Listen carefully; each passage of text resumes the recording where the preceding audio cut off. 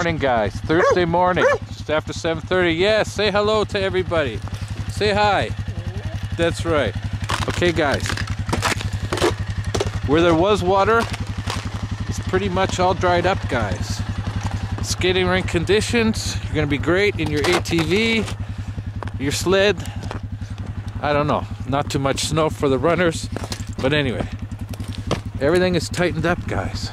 So we're looking good. Gonna slide some more big huts out today. It's gonna be a great weekend, guys. Dropped down to, what is it, -4 this morning. But she's gonna warm up. The sun's not up yet. So that's what we got, guys. Great day.